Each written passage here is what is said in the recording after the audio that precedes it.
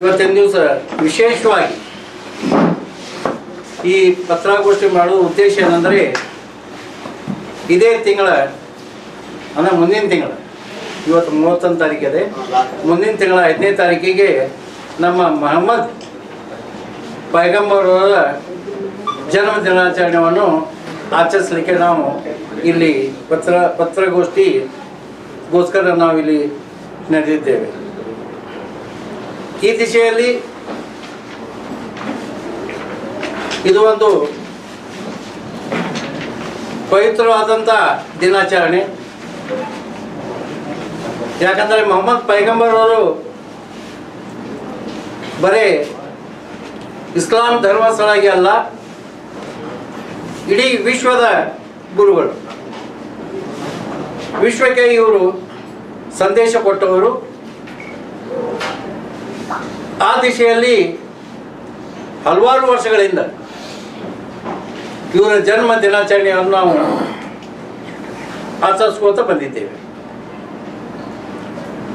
ಈ ದಿಶೆಯಲ್ಲಿ ಇವತ್ತಿನ ದಿವಸ ಅಂದರೆ ಮುಂದಿನ ತಿಂಗಳ ಸೆಪ್ಟೆಂಬರ್ 4ನೇ ತಾರೀಕಿಗೆ ನಮ್ಮ MMDC ವತಿಯಿಂದ ಒಂದು ಶಾಂತಿಯುತವಾಗಿ ಮೆರವಣಿಗೆ ಮೊಹಮ್ಮದ್ ಪೈಗಂಬರವರ ಅಂಗವಾಗಿ ನಾವು ಆಚರಣೆ ಮಾಡಲಿಕ್ಕೆ ಹೊರಟಿದ್ದೇವೆ. ಈ ಮೆರವಣಿಗೆ ಪ್ರಪ್ರಥಮವಾಗಿ ಹಕೀಮ್ ಚೌಕದಿಂದ ಆರಂಭವಾಗುವುದು. ಹಕೀಮ್ ಚೌಕದಿಂದ ಜಮಾ ಮಸೀದಿ, बड़ी कमान, अतावला चौक, बस स्टैंड, देन बसवेश्वर चौक, ಟಿಪ್ಪು ಸುಲ್ತಾನ್ ಚೌಕ್, ಬಸವೇಶ್ವರ ಪುತ್ರ ಮತ್ತು ಅಂಬೇಡ್ಕರ್ ಸರ್ಕಲ್ನಿಂದ ಮೆರವಣಿಗೆ ಮುಖಾಂತರ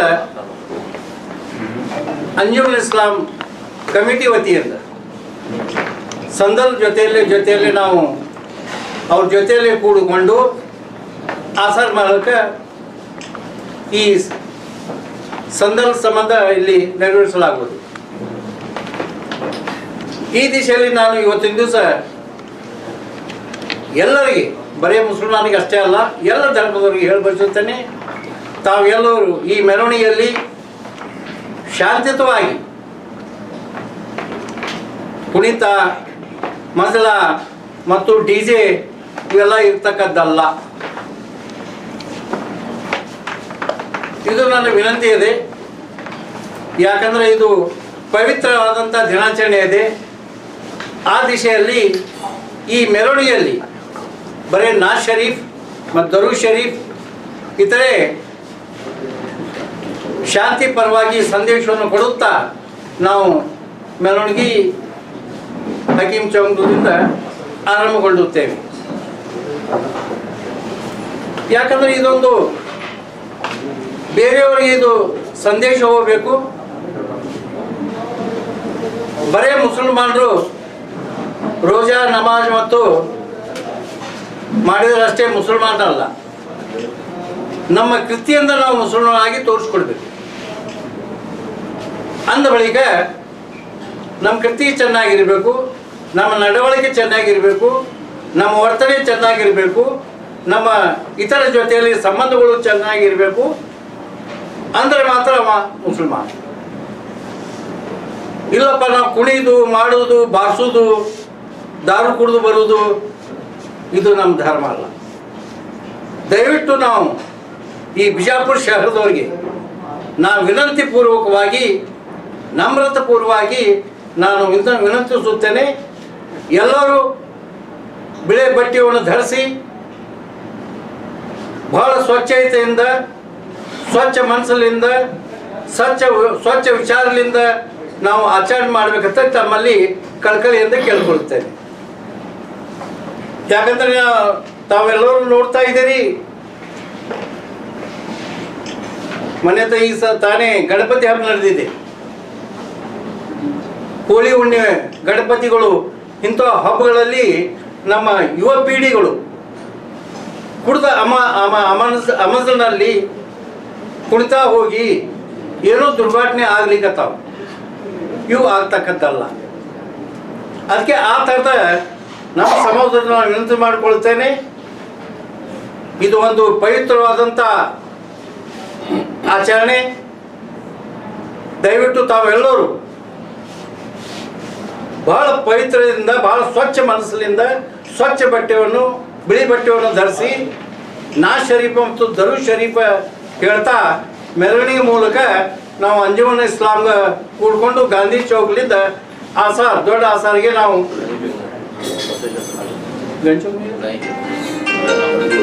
ಇದರಲ್ಲಿ ಒಂದು ಸ್ವಲ್ಪ ತಿದ್ದುಪಡಿ ಆಗಿದೆ. ಸರ್ಕಲ್ ಅಂಜುಮನ ವತಿಯಿಂದ ಬಸವೇಶ್ವರ ಸರ್ಕಲ್ನಿಂದ ಆಸಾರ್ಗೆ ನಾವು ತಲುಪಿ ಅಲ್ಲಿ ಗಂಧದ ಆಚರಣೆ ಮಾಡಲಾಗುವುದು. ಅಲ್ಲಿ ಹೋದ ನಂತರ ಮೊಹಮ್ಮದ್ ಪೈಗಂಬರ್ ಅವರ ಮೂಹೆ ಮುಬಾರಕ್ ಅಂದ್ರೆ ಅಲ್ಲಿ ಗಡ್ಡದ ಕೂದಲು ಮತ್ತು ತಲೆ ಕೂದಲುಗಳನ್ನು ಅಲ್ಲಿ ಪ್ರದರ್ಶನಕ್ಕಾಗಿ ಇಡ್ತಾ ಬಂದಿದ್ದಾರೆ. ಯಾಕಂದರೆ ಇದೇ 4ನೇ ತಾರೀಕು ಅಷ್ಟೇ ಅದು ಓಪನ್ ಮಾಡಲಾಗುವುದು. ಮತ್ತು ಉಳ್ಕಿದ ದಿವಸ ಯಾವಾಗಲೂ ಅವು ತೋರ್ಸಂಗಿಲ್ಲ ಮತ್ತು ಓಪನ್ ಮಾಡಂಗಿಲ್ಲ. 4ನೇ ತಾರೀಕು ಅಷ್ಟೇ ಅದು ಎಲ್ಲರಿಗೆ ಮೂಹೆ ಮುಬಾರಕವನ್ನು ಪ್ರದರ್ಶನ ಮಾಡಿಸಲಾಗುವುದು. ತಾವೆಲ್ಲರೂ ದರ್ಶನ ಪಡೆದು ತಾವು ಒಳ್ಳೆಯ ನಡವಳಿಕೆದಾರರು ಆಗಬೇಕಂತೇಳಿ ನಾನು ಕಳಕಳಿ ತಮ್ಮ ಎದುರಿಗೆ ಬೇಡಿಕೊಳ್ಳುತ್ತೇನೆ. ದಯವಿಟ್ಟು ಮತ್ತೊಮ್ಮೆ ನಾನು ಹೇಳ್ಕೊಳ್ತೇನೆ. ಯಾಕಂದರೆ ಬಿಜಾಪುರ ಶಹರದ ಎಲ್ಲ ಜಮಾತ್ ಬಾಂಧವರು ಮತ್ತು ಎಲ್ಲ ಮೌಲ್ವಿಗಳು, ಹಾಫೀಜರುಗಳು, ದೊಡ್ಡ ವ್ಯಕ್ತಿಗಳು, ಗಣ್ಯಮಾನ್ಯರು ಮತ್ತು ಇತರೆ ಜಾತಿಯ ದೀನ್ ದಲಿತರು, ಸಿಖ್ ಇಸಾಯಿಗಳು, ಹಿಂದೂ ಧರ್ಮದ ಎಲ್ಲರೂ ನಮ್ಮ ಅಣ್ತಮ್ಮಲಾಗಿ ಎಲ್ಲರೂ ತಾವು ಈ ಯಾತ್ರೆಯಲ್ಲಿ ತಾವು ಪಾಲ್ಗೊಳ್ಳಬೇಕಂತೇಳಿ ನಾನು ಮಗದೊಮ್ಮೆ ತಮ್ಮ ಎದುರಿಗೆ ಕೈ ಜೋಡಿಸಿ ವಿನಂತಿ ಮಾಡಿಕೊಳ್ಳುತ್ತೇನೆ. ಯಾಕಂದರೆ ಇದೊಂದು ಪವಿತ್ರವಾದಂಥ ಒಂದು ಹಬ್ಬದ ಥರ ನಾವು ಆಚರಣೆ ಮಾಡುತ್ತೇವೆ. ವಿಶೇಷವಾಗಿ ಈ ಸಲ 1500 ಜಯಂತ್ಯೋತ್ಸವ ಆಚರಣೆಗೆ ಮಾಡಲಿಕ್ಕೆ ಹೊಂಟಿದ್ದೇವೆ. ಈ ಆಚರಣೆಯು ಬಹಳ ಶಾಂತಿಯುತವಾಗಿ, ಧಾರ್ಮಿಕವಾಗಿ ನಾಜ್ ಶರೀಫ್ಲಿಂದ ಮತ್ತು ದರೂದ್ ಶರೀಫ್ಲಿಂದ ಮೆರವಣಿಗೆ ಮುಖಾಂತರ ನಾವು ಈ ಸಂದಲ್ ಮುಬಾರಕವನ್ನು ಆಚರಣೆ ಮಾಡಲಿಕ್ಕೆ ತಮ್ಮ ಎದುರಿಗೆ ನಾನು ಇವತ್ತು ಕಳಕಳಿಯನ್ನು ಮಾಡಿಕೊಂಡು ಇಷ್ಟು ಹೇಳಿದೆ. ಮತ್ತೆ ಹೆಚ್ಚಿಗೆ ಮಾತಾಡಲಾರ್ದೆ ಮತ್ತೊಮ್ಮೆ ಮಗದೊಮ್ಮೆ ನಡೆದಂಥ ಎಲ್ಲ ಪತ್ರಕರ್ತರಿಗೆ ಮತ್ತು ಯಾವತ್ತು ನನ್ನ ಬಂಧ ಬಾಂಧವರಿಗೆ, ಬಿಜಾಪುರ ಶಹರದ ಯಾವತ್ತು ಆತ್ಮೀಯ ಗುರು ಹಿರಿಯರಿಗೆ, ಅಕ್ಕ ತಂಗಿಯರಿಗೆ ನಮಸ್ಕರಿಸಿ ನನ್ನ ಚಿಕ್ಕ ಭಾಷಣ ಮುಗಿಸುತ್ತೇನೆ. ಜೈ ಹಿಂದ್, ಜೈ ಕರ್ನಾಟಕ. ಎಲ್ಲೆಲ್ಲ ಉಸ್ತಾದ್ ಸಾಹೇಬರು ಎಲ್ಲ ಸವಿಸ್ತಾರವಾಗಿ ಹೇಳಿದ್ದಾರೆ ಮತ್ತು ಬೇರೆ ಏನು ಹೇಳುವಂಥ ಪ್ರಶ್ನೆ ಇಲ್ಲ. ಈ ಒಂದು ಕಾರ್ಯಕ್ರಮ ಹಕ್ಕಿಂಗ್ ಚೌಕದಿಂದ 4 ಗಂಟೆಗೆ ತಲುಪಿ ಬಸವೇಶ್ವರ ಸರ್ಕಲ್ದಲ್ಲಿ ಅಂಜುಮನ್ ಸಂಸ್ಥೆಯಿಂದ ಭಾಳ ಶತಾಬ್ದಿಯಿಂದ ಸುಮಾರು 70 ವರ್ಷದಿಂದ ಅಲ್ಲಿ ಸಂದಲ್ ಬರ್ತದೆ.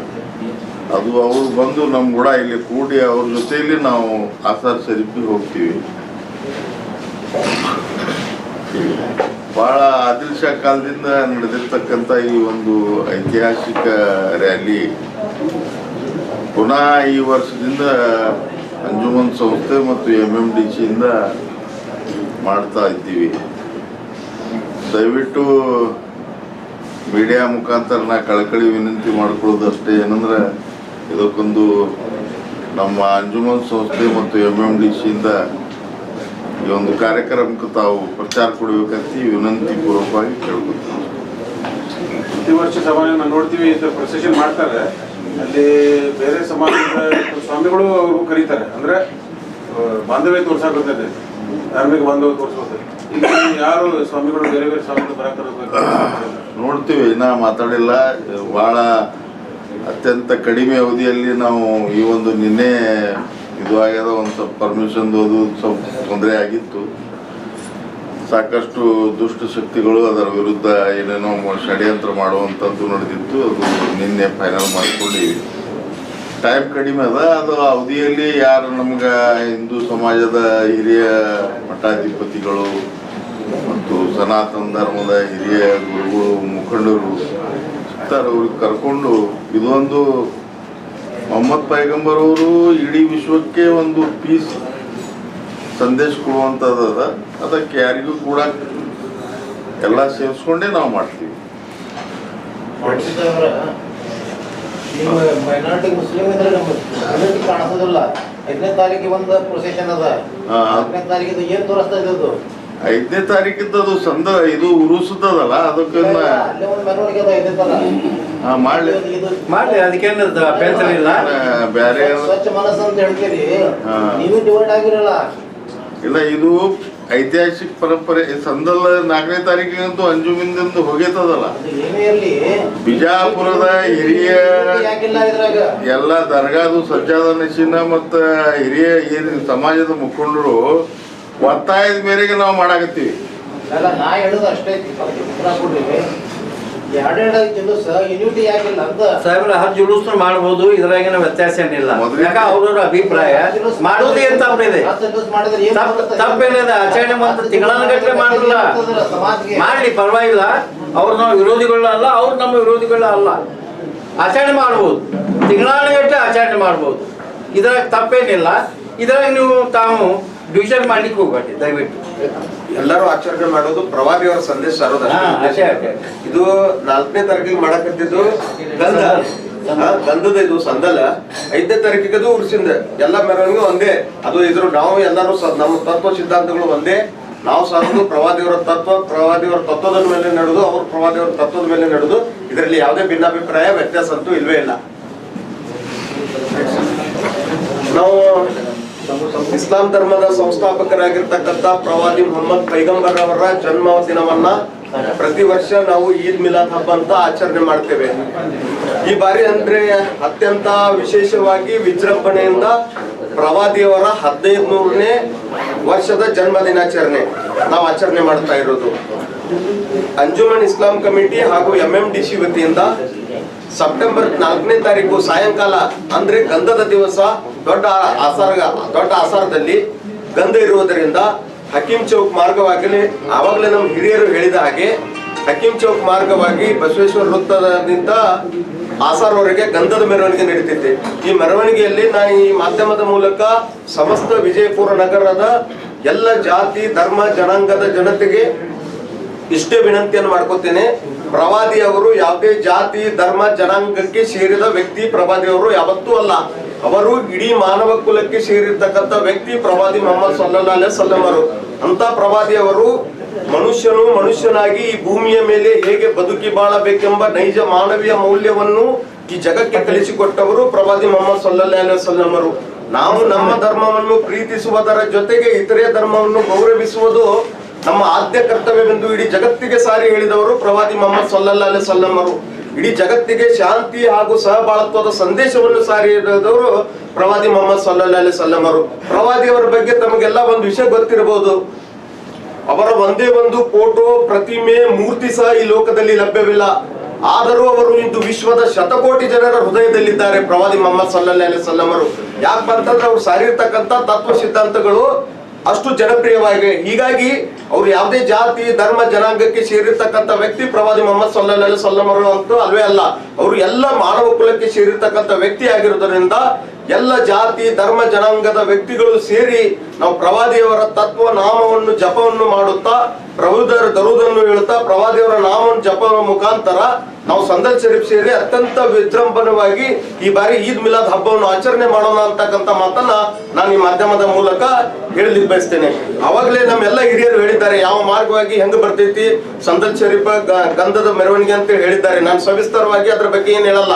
ಈಗ ಪ್ರವಾದಿಯವರ ಜನ್ಮ ದಿನಾಚರಣೆ 5ನೇ ತಾರೀಕಿಗೆ ಉರುಸ್ ಇರ್ತೈತಿ, 4ನೇ ತಾರೀಕಿಗೆ ಗಂಧ ಇರ್ತೈತಿ. ಇದರಲ್ಲಿ ಯಾವುದೇ ಭಿನ್ನಾಭಿಪ್ರಾಯ ಇಲ್ಲ. ಎಷ್ಟು ಅವ್ರು 10 ಮೆರವಣಿಗೆ ಯಾರು ಬೇಕಾದ್ರೂ ಮಾಡ್ಬೋದು, ಅದ್ರ ಬಗ್ಗೆ ಏನಿಲ್ಲ. ನಾವು ಮಾಡುದು ಪ್ರವಾದಿಯವ್ರದ್ದು, ಅವರು ಮಾಡುದು ಪ್ರವಾದಿಯವ್ರದ್ದು ಅಷ್ಟೇ. ನಾವು ಎಲ್ಲರೂ ಮಾಡುದು ಪ್ರವಾದಿಯವರ ತತ್ವ ಸಿದ್ಧಾಂತ ಮೇಲೆ ನಡೀತಿರ್ತಕ್ಕಂಥ, ನಾವು ಮಾನವ ಕುಲಕ್ಕೆ ಸೇರಿರ್ತಕ್ಕಂಥ ವ್ಯಕ್ತಿ ಆಗಿದ್ದರಿಂದ ನಾವು ಪ್ರವಾದಿಯವರ ನಾಮವನ್ನು ಜಪವನ್ನು ಮಾಡ್ತಾ 4ನೇ ತಾರೀಕಿಗೆ ಗಂಧವನ್ನು ಅತ್ಯಂತ ವಿಜೃಂಭಣೆಯಿಂದ ಆಚರಣೆ ಮಾಡ್ತೇವೆ. ಆದ ಕಾರಣ ಈ ಮಾಧ್ಯಮದ ಮೂಲಕ ಸಮಸ್ತ ವಿಜಯಪುರ ನಗರದ ಜನತೆಗೆ ನಾನು ಇಷ್ಟೇ ವಿನಂತಿ ಮಾಡ್ತೀನಿ, 4ನೇ ತಾರೀಕಿಗೆ ನಡೀತಿರ್ತಕ್ಕಂಥ ಗಂಧದ ಮೆರವಣಿಗೆಯಲ್ಲಿ ಎಲ್ಲರೂ ಭಾಗವಹಿಸಿ ಯಶಸ್ವಿಗೊಳಿಸಬೇಕಾಗಿ ಈ ಮಾಧ್ಯಮದ ಮೂಲಕ ನಾನು ವಿನಂತಿಸ್ತಾ ಇದ್ದೇನೆ. ಎಲ್ಲರಿಗೂ ನಮಸ್ಕಾರ. ಎಷ್ಟು ಜನ ಸೇರ್ಬೋದ್ರಿ ಎಲ್ಲಿ ಇದಕ್ಕೆ ಮೆರವಣಿಗೆ ಒಂದು 3 ರಿಂದ 4 ಸಾವಿರ ಜನ.